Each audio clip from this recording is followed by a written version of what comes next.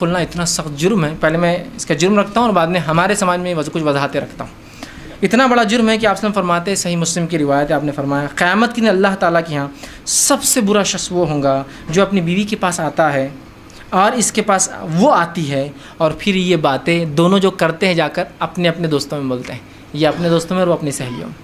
اللہ کے نزدیک روز قیامت سب سے برا آدمی, سب سے بری عورت وہ ہوں گے جو دونوں ساتھ آتے ہیں, ساتھ سوتے ہیں, وہ کام کرتے ہیں جو ان کے لیے حلال ہے, الگ ہونے کے بعد یہ اپنے دوستوں میں اور وہ اپنے سہیلیوں میں بیان کرتی. سب سے برا آدمی, سب سے بری عورت وہ ہے. لیکن آج تو ہمارے پاس بہرحال یہ ایک دم کامن فینومینا ہے. بلکہ ہمارے پاس ایک غلط فہمی تو یہ ہے کہ ولیمہ تب حلال ہوگا کہ اگر ہم بستری ہوئی تو وہ صبح جب ولیمے میں آتا دوست یا رشتہ دار بولتے حلال ہے کیا ولیمہ, اندازہ لگائیے بے شرمی اور بھائی کو شیطان نے کیسا لیگلائز کر دیا. رسول اللہ فرما رہے لعنت ہے, سب سے زیادہ برا انسان وہ ہے روز قیامت, سب سے برا وہ ہے, سب سے برا شخص. سب سے برا سمجھتے ہیں نا, سب سے برا, سب سے گھٹیا. اور ہم پوچھ رہے ہیں ایک دوسرے سے, ارے یہ پوچھنا تو چھوڑ دیجیے, میں ایک واقعہ سناتا ہوں آپ کو. صرف ایک صاحب تھے, ان کا نکاح ہوا.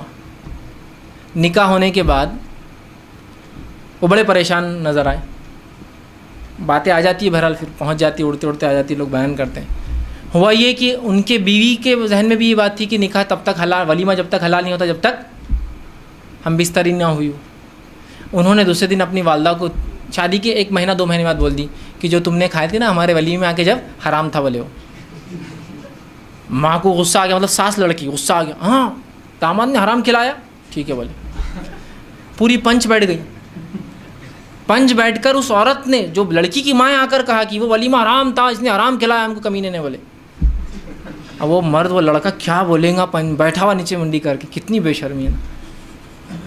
سب سے پہلی چیز یہ بات یاد رکھیے, مرد اور عورت کا جب پہلی بار ملتے ہیں میاں اور بیوی, وہ عمل جس عمل کے تعلق سے آپ پوچھ رہے ہیں وہ ہونے کے بعد ولیمہ حلال ہوا نہیں ہوا, وہ عمل کبھی کبھار پہلی رات ہونا پاسبل ہوتا ہی نہیں ہے.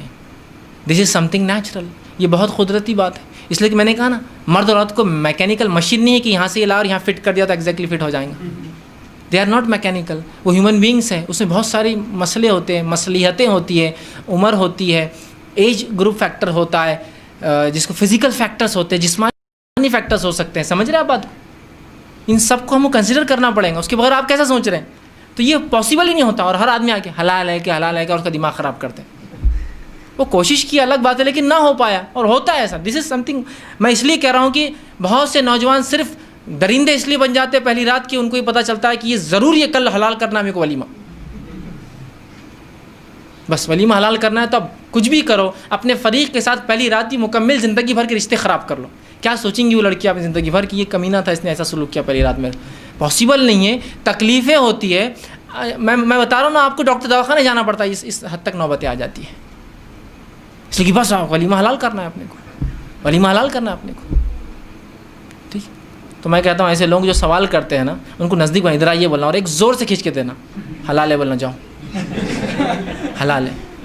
کسی کو اور سوال ہے بولنا.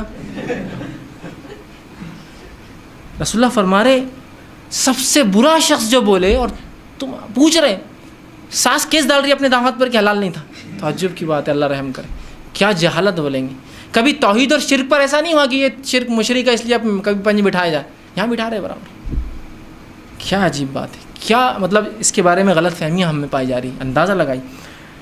تو ولیمہ حلال ہے پوچھنا یہ حرام ہے, یاد رکھیے. اس لیے کہ اگر وہ ہاں کہیں گا مطلب وہ بتا رہے کہ ایسا ہوا, تو آپ یہ نہیں کہہ سکتے کہیں یہ بے شرمی کی بات ہے, شریعت مجھے اس کی اجازت نہیں دیتی ہے. یاد رکھیے, سمجھ رہے ہیں آپ بات کو.